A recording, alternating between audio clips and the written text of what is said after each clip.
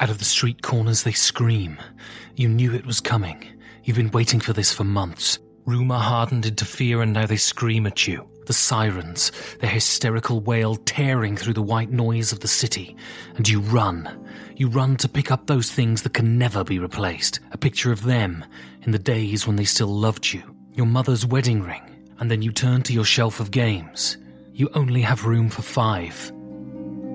5 games for Doomsday. 5 Games for Doomsday is a show in which board game personalities are thrust into a cabin in the woods to outrun an oncoming disaster, but can only take 5 of their games with them. But which will they choose? This week's guest is a wearer of many hats. He's the designer of Wordsy, Battle Merchants, and the wildly successful The Networks, which he published himself through his imprint Formal Ferret Games.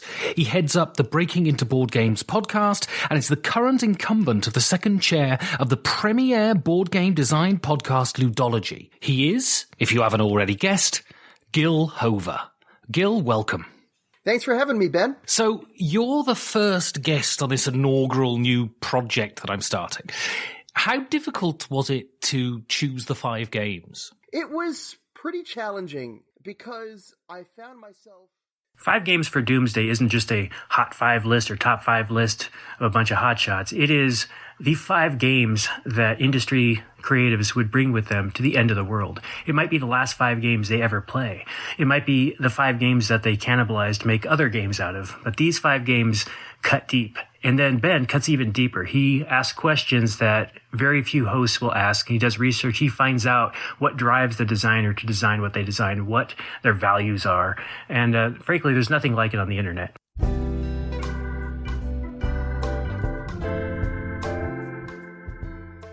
Woof. 5 years. My relationships don't last this long, ever. By 5 years, most people are just another drop in my ever-expanding ocean of resentments.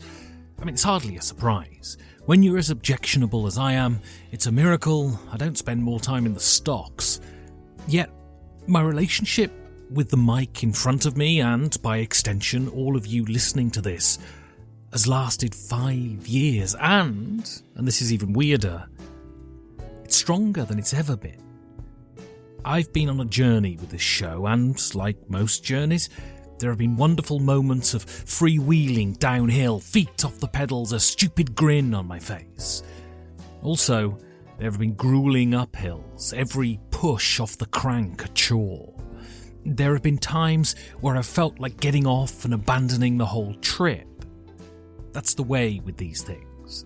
Moments of gratification and joy, and moments of angst and frustration, but mostly, it's been 5 years of having something consistent, something there, something I can channel my energy into and rely on. The quiet satisfaction of having created something valuable that hopefully people enjoy. An edifice, more a modest cottage than a grand palazzo. Every MP3, every entry on Apple Podcasts, every comment, both good and bad, bricks in a ramshackle cabin in the woods, and every phone and every browser tab, a door inside that cabin. And I hope you come in. Just wipe your bloody feet first. No, actually, not really. I don't give a shit. So, what does 5 Games for Doomsday mean to me? Well, 5 years of smart talking, silliness, rudeness, fantastically interesting interviews, especially with people like me. Where else can you hear talk about Bottoms and Ulysses almost in the same audio paragraph? 5 Games for Doomsday is incredibly important. In a sea of mediocrity, 5G4D shines as something of great interest, value, and fun. It takes games seriously, but it takes itself with a pinch of salt. I love it. I can't wait for the items to drop into my podcast feed. I love listening to Ben and Steve. Even better, I love meeting up with them whenever I can. 5 Games for Doomsday is definitely worth your patronage if you can afford it. It's a valuable and criminally overlooked resource in the board gaming world. I'll say it again. I absolutely love it. 5G4D was, initially, an act of revenge, born out of the implosion of my previous show. Overnight, I was left with nothing, and so circumstance posed a question. What next? The acrimony of the dissolution of the project left me with a fire under my arse. You see, it wasn't enough for my erstwhile partner to put the kibosh on the podcast, but he also tried to level some pretty ugly things at me in the hope that my doing any work in this arena would be dashed. I've truly never been treated like that by anyone before. Initially, I was shocked, dumbfounded that anyone could be so malicious. Then the anger set in, and the desire to show them. When I think back to those times now, it seems so absurd. My own slice of fairly cringeable internet drama. I can say, though, that it was one of the best things that ever happened to me. We can never truly know the ramifications of events, but at a distance of 5 and a bit years, I can look back and I can smile. And my anger is gone. Almost. Walking down Hermannstrasse, Berlin, in late December 2017, the idea for this show leapt fully formed into my mind. Sure, there are striking similarities to the flagship BBC Radio 4 show Desert Island Discs, but I can, hand on heart, say that the similarity only occurred to me later. I mean, like a day later, but still. The idea seemed like such a great way to discuss games and to really enter the minds of the people who made them. It seemed like a great platform to discuss the sacred and the profane, the flippant and profound. Also, compared to my previous show, its idiot ratio would be decreased as I wouldn't be doing most of the talking. By the end of the day, I'd sent emails to a raft of friends asking if they'd be guests. Thankfully, many of them said yes. Hello, it's Dan Hughes here, the co-designer of CoraQuest and the co-host of the Sporadically Bored podcast. I'd just like to say, well, that 5 Games for Doomsday is an absolutely invaluable resource, one of the best podcasts out there for in-depth and interesting interviews, not just focused on kind of selling the next Kickstarter or the next design, but getting to the bottom of what makes a designer or a board game media person or a publisher or whoever, what makes them tick and what's interesting about them. And Ben's an impressive interviewer who never fails to get the best out of his interviewees. And in a rare moment of sincerity here, I think that the hobby and the media space and everything is much better off for having Ben and 5 Games for Doomsday in it. So carry on, Ben. Carry on. Hey everybody, Tom Vassell here, and I am here to say that 5 Games for Doomsday, which, by the way, is only half as good as a top 10, I'm just saying, but 5 Games for Doomsday is a fantastic board game show.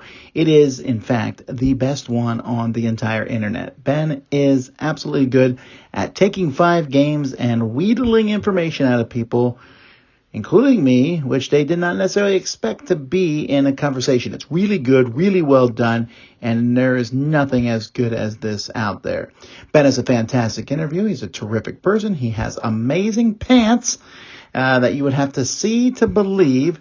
He has very odd choice in friends, hanging out with those degenerates from this. Anyway, I'm not going to get into that. Ben has 1,000 faults, but he has a million good interviews out there. And most of what I just said was a joke. Ben's a terrific person, and congratulations. And I hope you do many more episodes. What would we give to hear the voices of Aeschylus, Shakespeare, Sterne, or Emily Bronte? What joy would there be in hearing them opine on things, to hear them talk about their creative processes, their motivations? What would we give to have a real insight on what they think about things, the things they wrestle with every day? Games are a nascent art form. Their first real blooming in the 1970s. This is no time at all. So many of the pioneers of this art form, the people who have dug the earth and fixed the foundations, are still here, still working. How many forms of art can you say that about? Not only that, but we're fortunate enough to have the technology to preserve exactly those things we have lost from the great artists of the past. This was always the aspiration of 5G4D, to speak to the grand masters of the art form and the enfant terrible of the future. Now, I appreciate this may sound incredibly pompous, but I wanted this show to be the podcast of record for the board game world, a resource that people access when they want to know what their favourite person in the world of games thinks, to give people an insight into who they are. I'll leave you to decide if I've succeeded or not. On that very first day, I drew up a list of dream guests that I wanted to have on the show, and I'm gratified to say that many of them have been on, as well as so many others that have risen to prominence since the show started. There are still a couple of names on that list, and I've never given up hope that I'll be able to persuade them to give up some of their time, even if some of them have already told me to piss off. There are so few people that are universally regarded. I've even heard edgy twats say the Beatles are rubbish. Mark Herman, though, comes as close as anyone. It isn't going overboard to say that he's the William Shakespeare of war games. It was such a privilege to have him on the show in the first year, and what an extraordinary guest he was. My research on him led me to discover that he'd worked for Booz Allen, the company Edward Snowden was working for at the time when he revealed his findings to the world. I didn't feel like I'd have been doing my job if I hadn't brought it up to him. I expected to be brushed off, though. What I didn't expect is that he would happily make his views clear and on tape. Here he is from 2018. So you worked for Booz Allen Hamilton, and so they became sort of quite famous a few years ago, and this was after your time. Yeah, when one of their employees leaked a lot of information, and of course this was Edward Snowden. What was your opinion when you saw that? Well, first off, and I want to say that the good news is Edward Snowden did not directly work for me, so I want to say that right up front. Although if it had been 2 years earlier, he might have, because I used to run that office in Hawaii. He's a spy. I mean, I just want me to sort of, he is and was a spy who was manipulated by maybe the Russians, maybe the Chinese, maybe both. And what he did was very damaging to the United States of America. End of story. The true story is, as best I can, and again, I got this third hand, so, I don't even know if it's even 100% accurate, but he started working for us at the behest of the government. The government wanted him to work for somebody. Found him. He's very, by the way, a lot of things that are untrue about him. They always said he didn't have a college degree. He had plenty of credit. He had enough credits for a college degree, but when whoever interviewed him for the job, it was a system administrator. The guy or gal, I don't remember who did it, who was brought in, did not have the expertise to actually interview him. And we had to bring him back to be interviewed by one of our experts. That's how he's a very bright guy. So from a technical point of view, this guy is very, very good. And this is why I think that, and he would somehow got himself this job. It just happened that we were the holder of the contract, but he was working on a government facility, working for government people. That's why we didn't get in any real trouble. He wasn't under our direct supervision anyway, and he basically was there for 10 days, stole everything he wanted to steal, and then all of a sudden, just like any employee that we didn't really know, like 23,000 employees, he went on sick leave.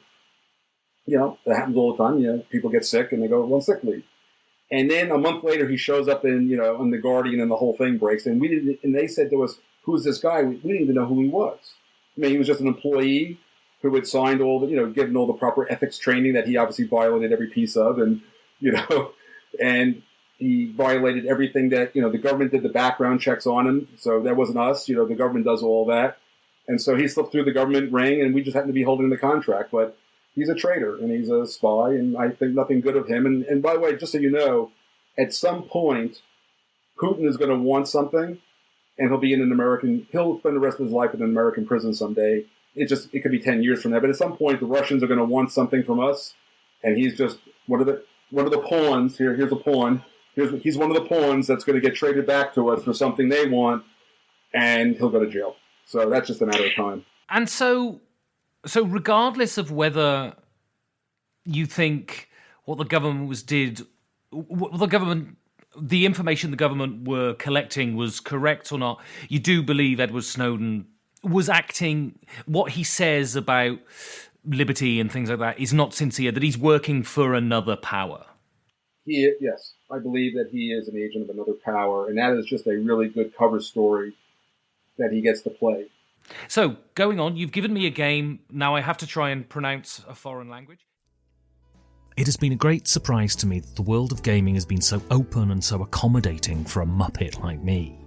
Often it takes no more than an exploratory email to get some of the biggest names in the industry to agree to appear. This is the joy of working in an industry that has remained relatively modest and retained a spirit of cooperation that's absent in many more financially significant fields.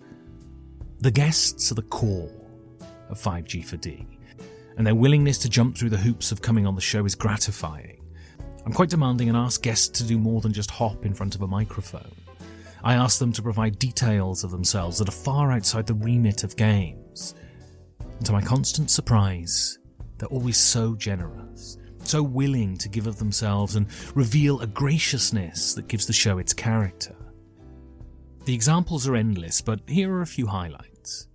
Aram Vartian. So I want to move on now and talk about you. You're very open on your Twitter account about mental health and your mental health issues. And your pinned tweet is a sort of a story, but also guidelines on committing yourself to an institution. Could you just briefly tell us the story of that?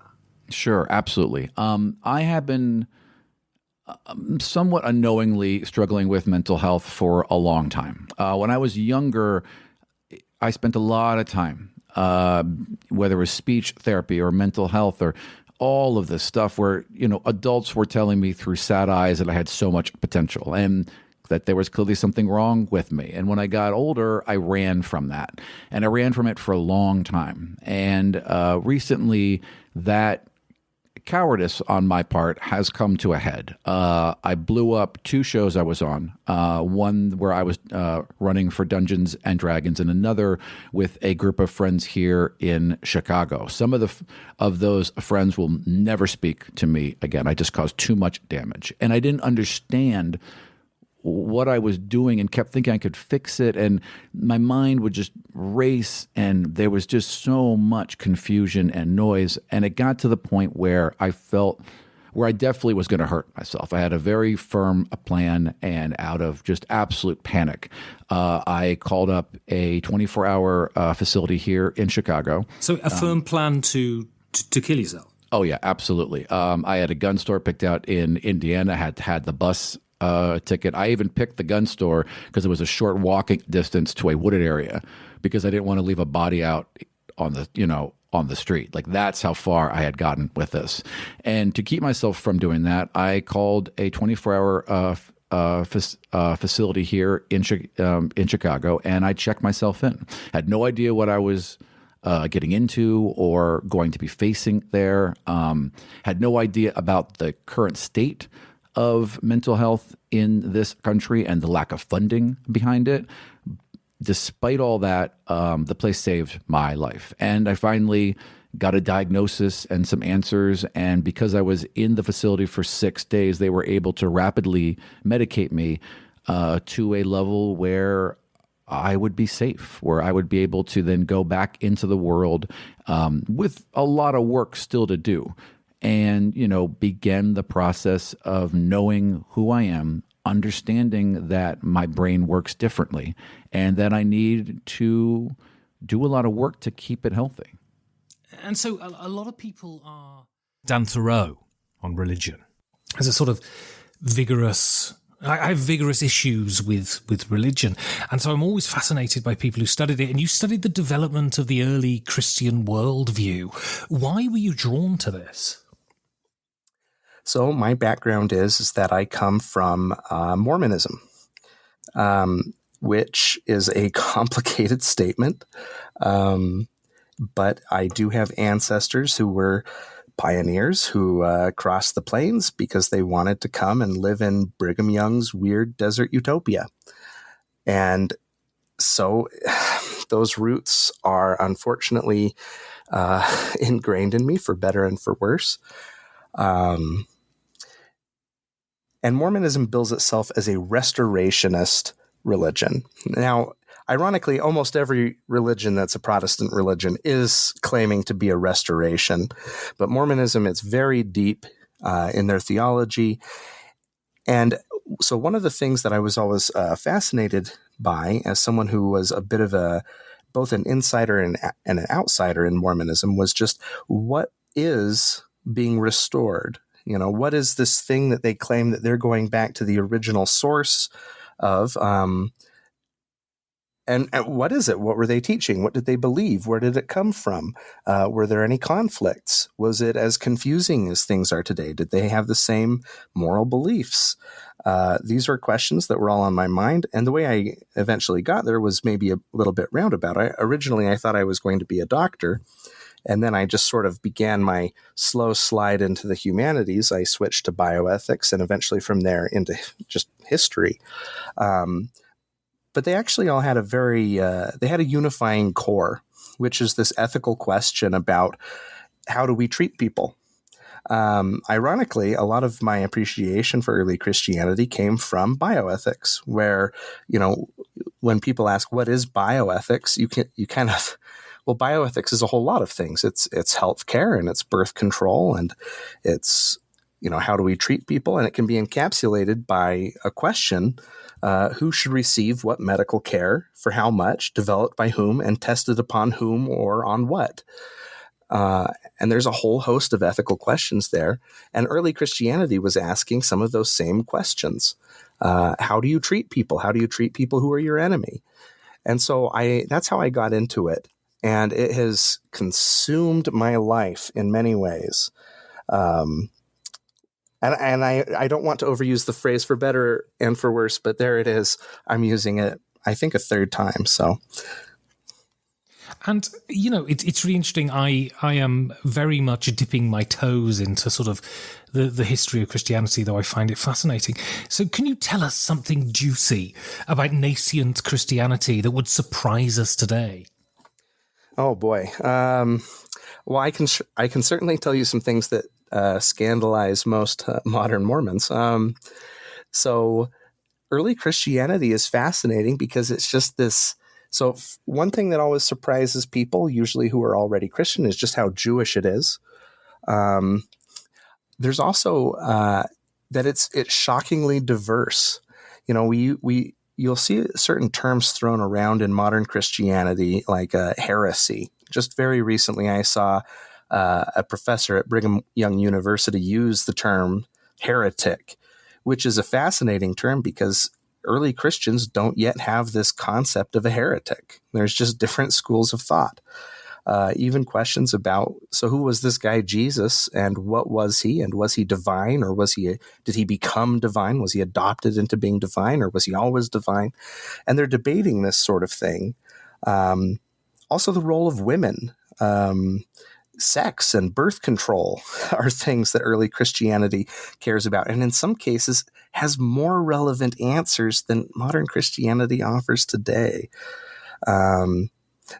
Just details like that, where when you look at something that a religion is claiming, we're going back to basics, we're going to be like the original Christians, and then you look at their theology and what the original Christians were doing.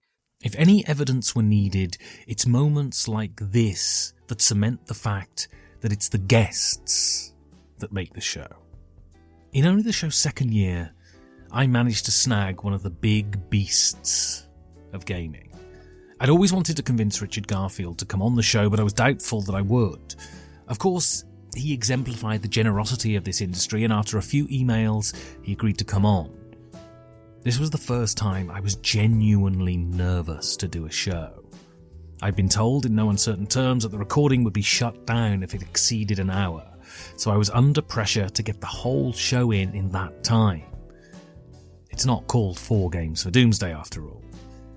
So at 3:30 a.m. Berlin time, I logged into the computer and thankfully Richard turned up, and I think the show turned out pretty well. And so, did you also design the game with collectability, with random packs, with boosters, that sort of thing in mind, or did that come later? No, the distribution of rarity was established very early, so it was designed with that in mind. What was motivating me was not collectability, but variety. I was interested in making basically a gigantic game where everybody got dealt a hand. And if I could have made 1,000 cards, different types of cards, I would have. And the rarity, the commonality and rarity are important from, to me, not because of collectability, but because the common cards give you something you can predict and understand about the environment. You can learn how the world works in general, and the rare cards are the spice. They're the things which change things, that are exciting to see because you don't see them very often. And I wanted both those things in the game. I didn't want to have it. If I could have made 1,000 cards, I would have, but I wouldn't have made them all the same rarity. I would have made common cards still, because I want people to have something they can rely on in the environment, and rare cards, which you don't see very often. And so how long did it take you to realize that this was not just going to be a flash in the pan, not just another design, this was going to be a real juggernaut, a big hit, an institution? I was surprised by how popular it was, how well it was taking off constantly for the first couple years. It was like every time I heard a story about something new and crazy that had happened, I was blown away. I guess within those years, I figured it was possibly going to be a juggernaut, as you termed it. But I wasn't confident that it was going to be what I wanted, which was an evergreen game, until we managed to solve the problem of an overload of cards by making it so that the cards expired. That the standard way to play is with the previous year or two of sets. Once that was established, then the game can last forever.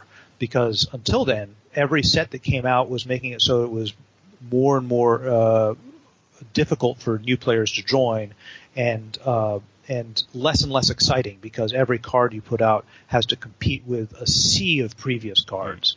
But once you limit it and say, oh, we're only going to use the most recent year or 2 years, something like that, you're in a stable position. Anytime anybody's joining the game, they have a similar amount of things to keep track of, and the cards are similarly exciting relative to the environment that's out there.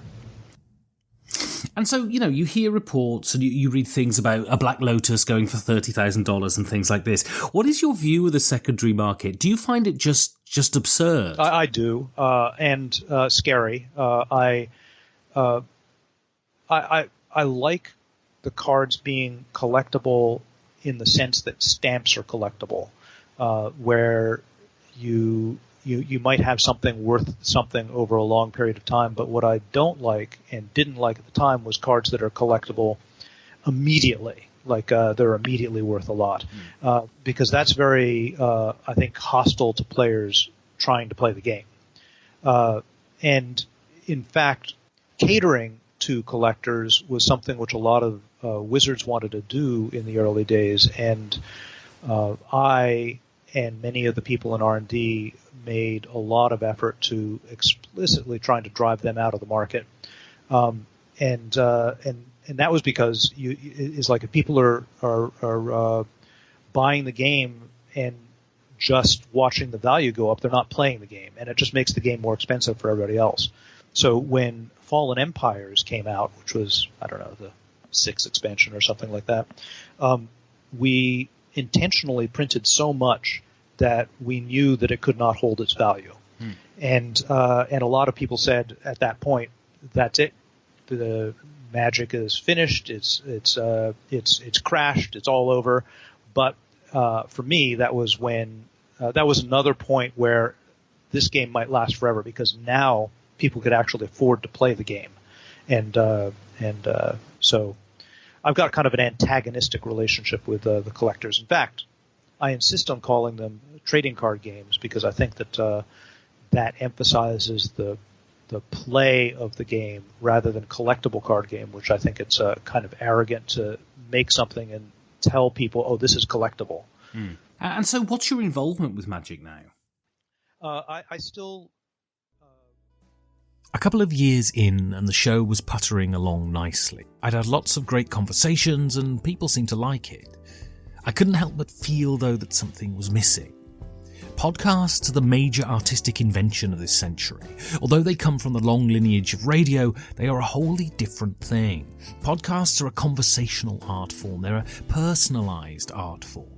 Podcasts are so appealing because you feel like you're eavesdropping on a chat with friends. There is an ownership of podcasts that you don't get with a chat show on Radio 4.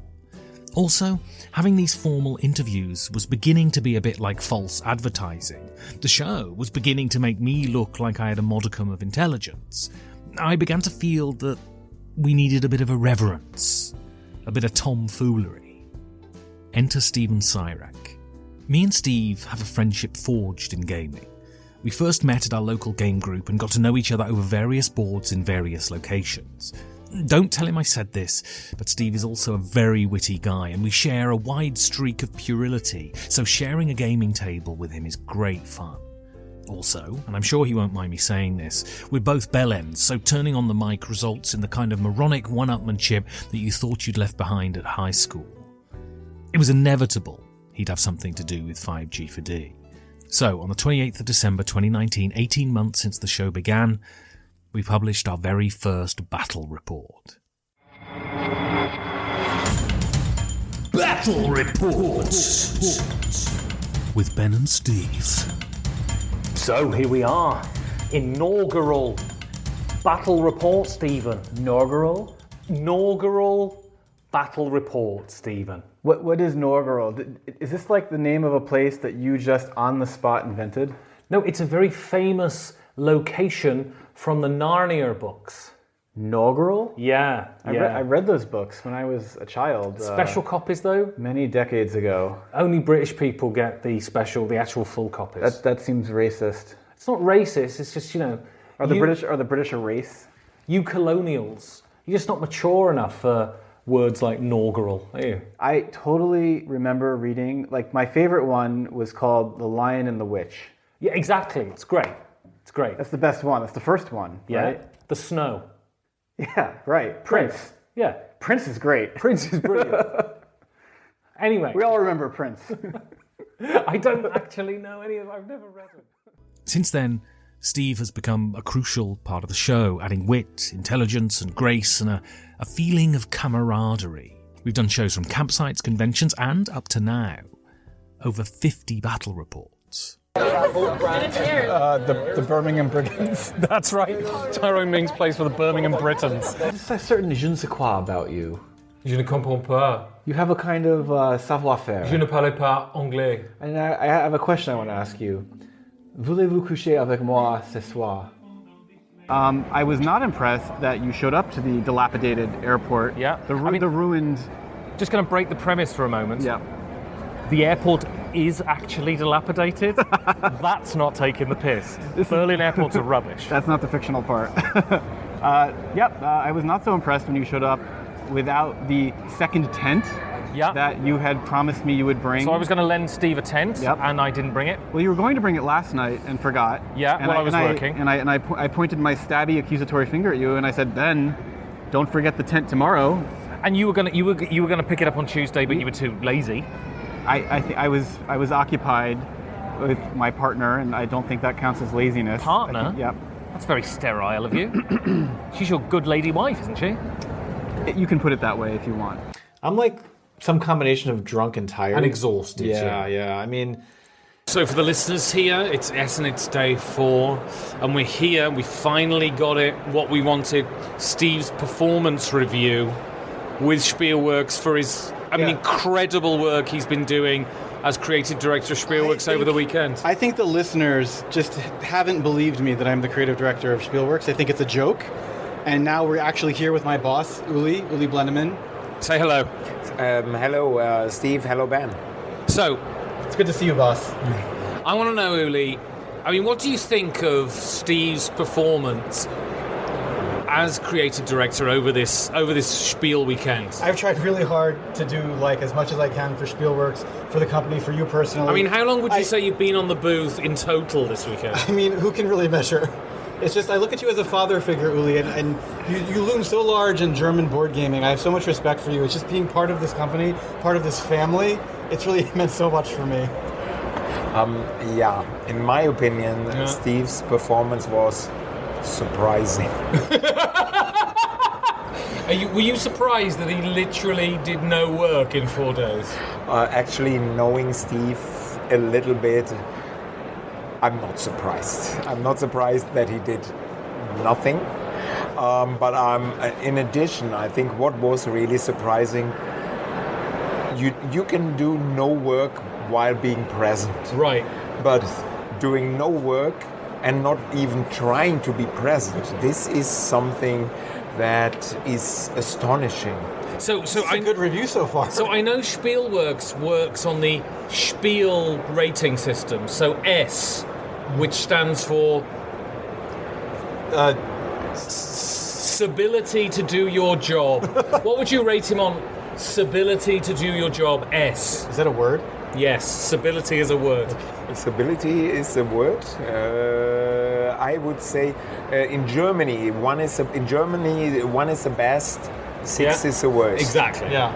So, come on, 1. I'm not a hard boss, so I would give him a 5. 5? That's not bad. That's not bad. Wow. Considering you've done fuck all for 4 days, 5 is okay. Wow, this is going well. So P, which is penisness. What would you rate him for P? This is extremely rude. Is this really the rating scale? Yeah, it's Uli instigated it, not me. I'd say I'd go back to my first answer, surprising. So the listeners can just. I don't want to rate it numerically, this P rating, but I'd say surprising. Surprisingly high. Sounds pretty good. Sounds pretty good. So we've got I, which is inventiveness. What would you rate him on inventiveness? I don't even have to hear the full question. It's a 1. Inventiveness, it's a 1. Is it because creative director for a 1 is good? Yeah. Is it because he invented a position for Spielworks completely exactly on his own back? Yeah, so he made this position. He's fulfilling the position himself to the best of his capabilities, which are, let's face it, low. Very low. What? But I'm giving him a 1. But E for energy? So E for energy. What are you giving him for energy? Got a lot of energy. He's excellent. He's excellent at the glass. Right. If there is alcohol nearby, he's excellent. Otherwise, his performance... What about game explanation? 6. Okay, so... I didn't do any, so that's fair. And finally, L, which is length of time he has left in his job. What would you give him for that? What? So here, just considering his wonderful Spielworks performance, it's another 6. So, of course, you can put it to the head and say, well, if you do nothing and still have this position for 4 days, this is already something. It's an achievement. Normally, you'd be fired after an hour. Right, exactly. Here, it took almost 4 days. Is that because you couldn't find him around Spiel to fire him? That is 100% the reason. What do you mean So took you can 4 days? only fire somebody when you see him again. Wait a minute. I've got a lot of irons in the fire. I'm organizing an entire hall at the Berlin Brett Spiel did you? for By the Spielworks. way, you might not have known yet. Steve has agreed that you'll pay to hire Hall 2 at Berlin. The whole thing, Spielcon. Yeah, the good thing is that Spielworks, knowing now this, will never attend Berlin again. And still with this, you're firing him. Yes. Wait, what? So if there's 2 words you'd like to say to Steve to end this review, what would they be? You're fired. What you don't get through the shows we record together, though, is the unwavering support he gives me. To say I'm erratic is to indulge in the most craven of understatement. My faith and confidence in the show is very much a movable feast, and through my tantrums and teeth gnashing, Steve has been there to listen, console, and offer advice. As well as giving over his time to speak into the microphone, he remains my biggest supporter on Patreon and my biggest advocate. He is certainly one of the reasons the show's still happening. So this is Steve Cyrek here. I'm standing outside a restaurant in the cold Berlin night, and I just thought I'd take a few moments to talk about how great 5 Games for Doomsday is. It's been an honor, a privilege, and a delight to be part of this project the last few years. And all I can say is I'm glad that Ben does all the work and I get to have all the fun. This is Chris Yee. I just need to say that Ben is the seminal interviewer in the board gaming hobby. He just has such a knack for getting people to bear themselves out there. People who are otherwise known for making great products or for having a great name, but being people on his show. There's no one else that does it better. Frustratingly so. You are the best in the biz, Ben. I love your show. So here's to 5 more years and hopefully many, many more. I remember listening to a Liverpool FC podcast in the December of 2019. We were on course to win our first league title in 30 years. I remember one of the contributors joking that this new flu in China would end up shutting the league down. I remember laughing along with him at the time. A few months later, we would be celebrating my birthday in Berlin, and we knew the world was about to shut down. These couple of weeks in March were very strange. A liminal time where COVID had arrived, but the governments hadn't quite caught up yet. We said goodbye that night, and I didn't see my friends for 3 months. What do you do when you're denied the company of others and you're confined to the limited pleasures of a tiny flat? This podcast was my sourdough starter, or my introduction to meditation course. I sent out loads of emails and persuaded loads of people to participate in my new series. In Voices from the Solitude, I spoke to psychologists. And I guess that you deal with a lot of sort of depression and anxiety, that sort of thing. Have you seen, clients that you've worked with, are they disproportionately focused on the current situation or not? Surprisingly, actually not so much. What I've seen actually is that people that are quite anxious have actually been less anxious about the coronavirus, perhaps because they're kind of feeling like everyone's in it together, and it's maybe something a little bit I don't know. I think it's quite a hard thing to get your head around, isn't it? Really, I'm struggling myself. I can't quite believe what's going on. So I don't think people are as affected just yet, but I suspect, and perhaps I'll be wrong, I don't know, but I suspect that mental health problems will start to kind of manifest over time with social isolation and things like that. Doctors. Sort of what's the origin of the disease? And I guess for lay people, how often do we see in sort of populations new viruses like this cropping up? Is this a regular occurrence, and is it just the, as you say, the combination of sort of virulency and contagiousness that has made this one so important? Yeah, I mean, I think it is this combination of virulence and contagious and how quickly it spreads. But the emergence of new strains and new viruses is an absolutely regular thing. We've had swine flu, we've had SARS, we've had all of these things. But even within very familiar viruses like the influenza virus, every year is a different strain. And the flu vaccine that many of us are advised to have is a different vaccine every year based on what changes in the virus they anticipate that year. So change is the only constant when it comes to viruses. But this is just a particularly unpleasant and dramatic change. FLGS owners. How difficult was it for you to close the doors of the cafe, and sort of how close are you to the breadline with regards to closing? So we closed a few days before most places. We were looking around, looking at people passing bits of cardboard to each other. and we just thought we can't do this. This is not safe. And it was honestly a great frustration when the Prime Minister suggested people shouldn't go to pubs but left them open, because that really was, yeah. Anyway, so we closed a bit before that. It was very difficult. It still is. I'm going to be all tearful for a moment. We have a big blue neon light with our brand name on, and switching that off did reduce me to tears. I had to go and hide in a corner for a bit and sob. The good news for us is that because we have had a few very good months and it's getting a few more seats in, we had some cash in the bank, so we have been able to pay all our staff. They're all furloughed, and we were able to tell them in advance. We sat them down and had the conversation and said, look, at some point we're going to be closing. That's a reality, and we will be able to give you some money. And my friends from around the world. So, I'm here with Elizabeth Hargrave. And so, first of all, I asked you this off air, and you said, well, why don't we do it on tape, as this is why we're here. So how are you doing? How are you coping with the lockdown? I'm okay.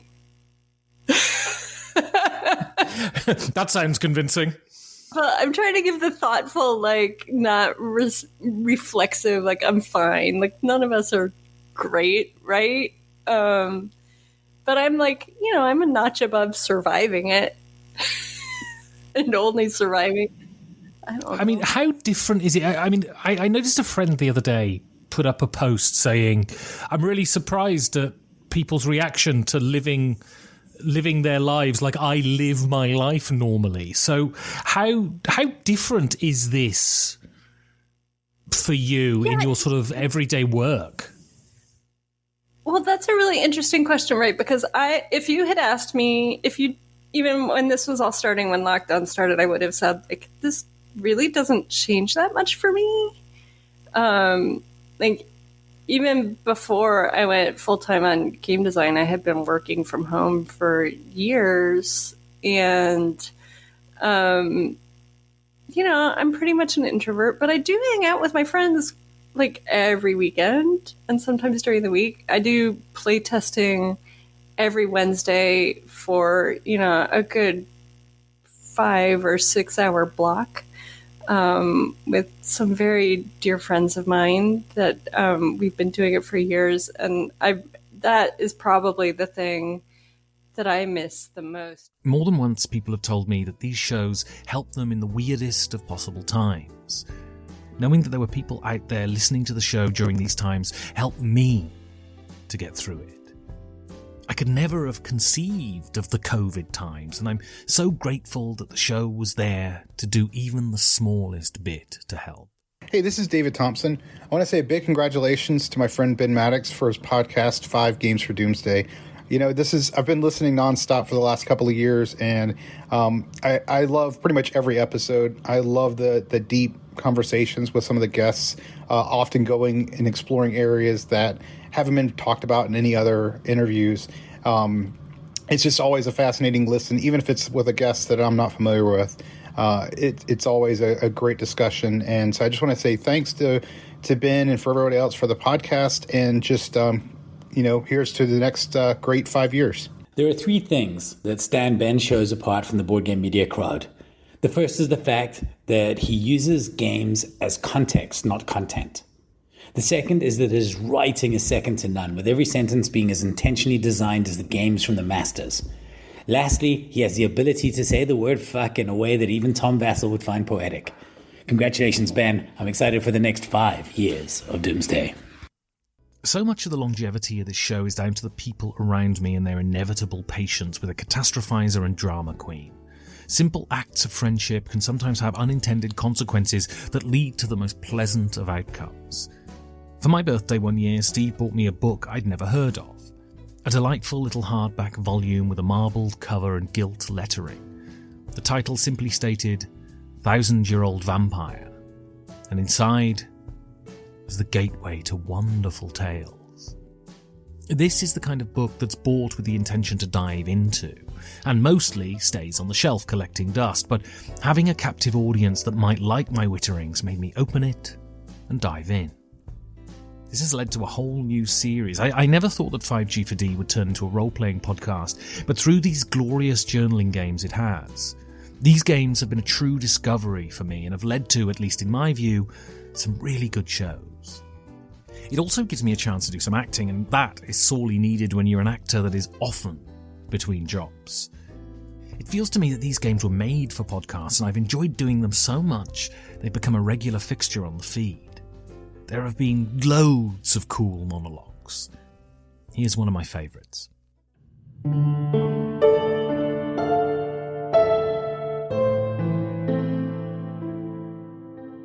You are nothing. All of your joys and pains, the diseases that devour your body, those shivering orgasms that turn your legs into trembling pillars, the cries of your babies as they breathe their first, their toothless howls as they are ripped from the world. All of these are but the sparks of flint and steel. There is nothing in the life of humans that means anything, because it is all so short. They are mayflies. I am the forest. There are stories brought back by merchants, winding tales handed from person to person, carried along the silk roads and spice trails, tales that reek of camphor and frankincense. They tell of trees that witnessed the birth of man. They saw the waking and winking out of Methuselah, the grand old man of history, finite and nothing. They have seen mountains rise and be ground down again by the swellings of the sea. They watch, implacable. They suck the water from the soil and watch. My kind have more in common with these trees than with the animals we were born as. We were caterpillars then, but have used our deaths as cocoons to emerge more beautiful and terrible than our previous forms. We are the pinnacle of creation because what we feel is not finite. It endures. We are those foreign trees in a forest of saplings. Human beings do not feel pain because a flicker in time's endless march is nothing. So why should I care for their pain? For in reality, it does not exist. If you are human and you read this, realize that this is the only truth. You are nothing.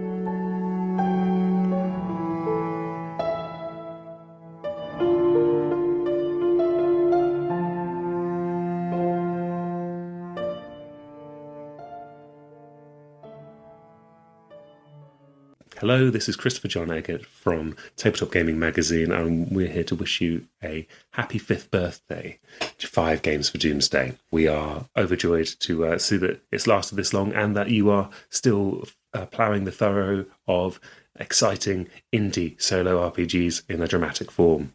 Long may it continue. Hello, it's famous game designer Isaac Shalev.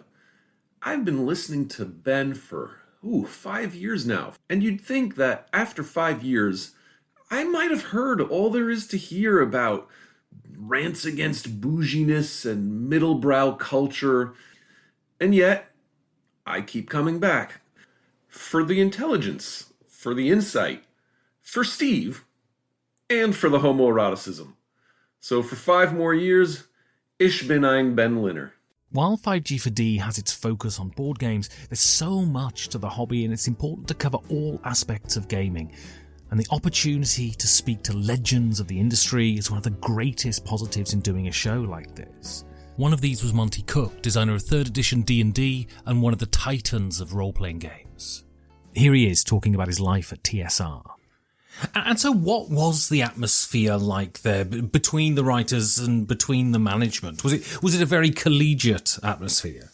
Well, not between those two groups. It was located in a very large old building, and where all the designers and the editors worked was in one part of the building, and in a completely different part of the building was where all of management was. And it couldn't have been more segregated. Not only did the writers and the editors have, their own entrance and whatnot, but like even the architecture and the interior design of the creative area was completely different than the fancy management offices, which were, had these beautiful, expensive meeting rooms and, probably $5,000 chairs and all this stuff. There was a very sort of college, dorm room kind of aspect where the creative people worked, and, people had toys and posters on their walls, and it was grungy, but in that way that when you're young and creative and everything feels very right. So that was great. And there have been so many interesting people that have come through the door of the cabin, and often people who aren't directly connected to the industry give fascinating views on gaming and life itself. Two of these brilliant guests were philosopher T.C. Newen and the baseball reporter Keith Law. How divorced is your role as game commentator from your role as gamer? Or do they interact with each other a lot? They're deeply interactive. Like, my role as a game commentator, especially since I'm not as interested in extracting the narrative meaning, but describing the experience of play. My role as a game commentator, I think, is basically to talk about the experience of play and to get at its experiential guts. And one of the things I've been trying to do is, I think one of the reasons people talk more about narrative and not as much about this experience of being caught in the moment of trying to do the action, especially in more formal academic and cultural work, is that we have much better language for talking about narrative, and we have much less well-developed language for talking about the relationship between rules and rich, beautiful action. So in the book, part of what I thought I was doing was trying to create some language. I was basically I don't think these ideas are in some sense mine. What I thought I was doing was reading. I read a lot of academic work, and I thought that missed the point. And then I read a lot of game criticism on Board Game Geek and a lot of game designer diaries, right? I love game designer diaries. That's where I think the most interesting stuff is. And it was clear to me that they were on about what was really important, but they're struggling for the language because we don't have such a good language. So I was like, okay, I'm a philosopher. Tell me about your experience with baseball. When did you fall in love with baseball? Do you have memories of the smell of the leather glove when you were a kid and all of that sort of stuff? I played it only very briefly. I was not good at it. I'm not an athlete. I am not built for most sports. Unless it involves running, it is not my thing. But I loved watching it from when I was very little. My parents are both baseball fans, my mother even more so. My grandmother was. Her father, an Italian immigrant, was on his deathbed, and all he wanted to know was the Yankees score. Because, of course, not only were the Yankees, my parents grew up in the Bronx, so they were the local team, but the Yankees of that era were also very Italian. A lot of Italian Americans in the lineup. So they were truly the Bronx's team in multiple ways. And so my mother has stories of me watching the Yankees in the 76, 77, 78 World Series. And of course, I don't remember those, but she says I watched them. And I certainly have very early memories, not long after that, of being extremely into baseball and collecting baseball cards and watching. Growing up in New York, we had either the Yankees or the Mets were always on. Someone was always on at night. And we would just have it on. It wasn't even a question. If there was a baseball game on television, it was on in our house. And I just became a fan organically because of that and never really lost it. Although my specific fandom for the Yankees specifically faded for a lot of reasons. I was never not a baseball fan at any point in my life. Congrats, Ben, for 5 glorious years. 5 Games for Doomsday is the best podcast on tabletop gaming worldwide. Period. Yes, it is informative when Ben and guests talk about games and gaming. Even more interesting, however, is to know more about the guest because Ben is asking the right questions. You'll learn a lot about the guest, which I find personally fascinating. After all, this hobby is about the people first, games second. Thank you very much, Ben, for your time at work. I appreciate them very much. Uli, Spielworks. Sometimes I get out of the cabin and get to conventions. Also, I had the vain notion that you lot might be interested in my experiences. Conventions are the soul of the hobby for me. They enable me to get out and meet face to face those I've only spoken to on the internet before.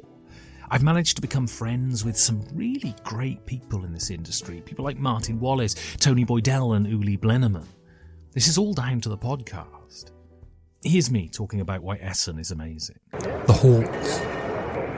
They stand there, huge and technicolor, crepitating with ludological magic. Thousands of independent states with their own laws and customs, and yet part of some huge federation with a singular goal: to bring games to the world. Walk through the halls and it feels like you're walking through a multicolored hive of thought and exclamation, of laughs and frowns, of contemplation and flippancy. To walk through the halls of Essen is to embark on a multifaceted narrative, to pass through a rainbow of human distraction. The halls of Essen hold things I'm fascinated by and things that leave me frigid. All of it has its place. It's so wonderful to enter a world of such variety. So much of our lives, especially if we dwell in urban areas, are spent in the company of people we've chosen to be with. Those who are like us, have our predilections and share our desires. We turn our lives into the most resonant of echo chambers. We may even start to think we're right about things. What folly. A walk through the halls of Essen tells us a story of nations. It tells us a story of ages. We have this one thing in common, games, but everything else is up for grabs. A walk through the halls of Essen can break us out of our self-imposed exile. It can place us at tables with those whose views or lives are completely different from our own. It is the very reason we should get out of the house. If we only spend time with those who think like us, eat the food we eat, listen to the music we listen to, believe the things we believe, we become arrogant and self-indulgent. We become a walking Twitter bio and spout Facebook posts. If we don't engage with those that are different from us, we become rice paper. We become emptied out pea pods with nothing inside us but what we are sure is right. And the second you become sure about anything, you become inflexible. You become dogmatic. You become an adherent. You become a bigot. A walk through the halls of Essen is a chance to meet others and expand your horizons. If you ever wondered if you should go to Essen or some other similar event, you should. And this is the reason why. As I sit here, 5 years from the first episode I ever uploaded, I look at the body of work that sits on the 5G4D feed with tremendous pride. It's a list of names that is as surprising as it is gratifying. Anyone can look at that list of names, and I defy you to tell me that it's not significant. What you can't see, though, is the list of guests coming up. One of them is the designer of Twilight Struggle, Jason Matthews. He is a man who's done a lot. He's worked in politics and charity. Here he is talking about the problem of human trafficking in an upcoming show. So I want to talk now about your work outside of government. So you worked for an organisation called, and I'm not sure if I'm saying this right, ECPAT. Can you tell us what that organisation is? So ECPAT is an organisation, it's an international organisation that was founded initially in the major Western countries and Japan to prevent kind of sex tourism, which is to say Westerners flying to Thailand and Vietnam and those sorts of places to sexually exploit children. And that in the United States and in several of the European countries, we passed laws against that in the 90s. And that was kind of the precursor to the understanding about human trafficking overall. So from that initial effort, ECPAT evolved into an organization committed to combat child sexual exploitation. There are something like 80 ECPAT organizations throughout the world. There's one in the UK. There's one in Germany, obviously. And the United States, we have the largest of them. But there are significant chapters in Sweden and Germany and all of the usual suspects. And while initially the focus had been on international trafficking, moving children across borders or sex buyers who are traveling to other places, I think the awareness in most countries that everybody's got a sex trafficking problem inside their own country has resulted in a more domestic focus. The organization I work for still has an affiliation with the United Nations, and we still cooperate and coordinate with ECPAT International, which is headquartered in Thailand. But for the most part, we're worried about the situation within the United States in terms of child sexual exploitation. And you hear a lot about this. I mean, to what extent is trafficking a problem in the world? How ubiquitous is it? Well, I think the sad reality is that it has grown much more ubiquitous because it became so profitable. There's no pleasant way to describe this, but the monetary value ascribed to human life has dropped through the floor.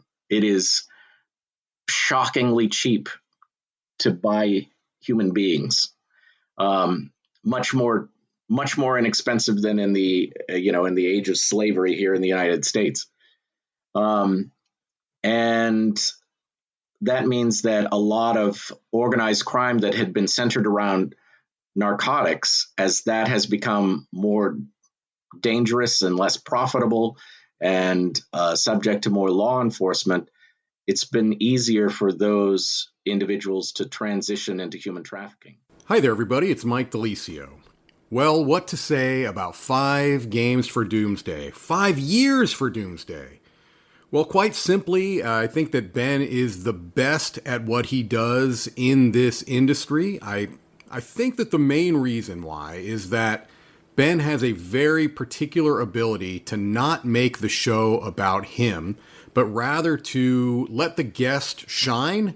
And I think it's both a matter of his preparation and the questions that he has prepared, but also he allows the conversation to go in the natural direction that it's going to go and lets the guest kind of present themselves in their best manner while still having a singular feel. And that's a very particular trick that Ben is able to pull off, to not make the show about himself, but to still have every show feel like a cohesive whole. And so I know that it was an incredible honor to be asked to be on 5 Games for Doomsday, and I was thrilled to be a part of it. And happy anniversary on 5 years, and here's to many, many more years of 5 Games for Doomsday to come. Woof. 5 years. 5 years that feel simultaneously very long and instantaneous. So much of my life has changed over those 5 years, but this has remained a constant. More than just a podcast, this show has been a security blanket to me. Knowing that I have this show has been a consolation. A little cabin in the woods that's offered me shelter when the weather was shitty, and a delightful porch to sit on when the sun has shined. I didn't build this cabin, though. This was a cabin built by the listeners of the show. By all of you. Whether you be a patron, a member of the Discord, or just a number on my analytics graph. You have been the reason that the roof has remained relatively leak-free and the zombies haven't got in yet. So I want to end this show by saying thank you. Thank you for lending me your ears. Thank you for every comment left and every email sent. Thank you for the encouragement and the indulgence, because at the end of the day, this show doesn't exist without you. So thank you so much. And here's to another 5 years.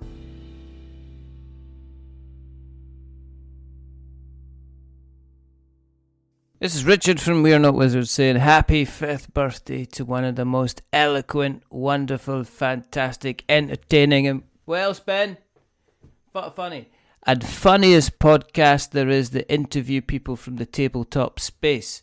Except us, yeah? Happy birthday, Ben. Or happy birthday to your podcast. It's not your birthday, you're not 5.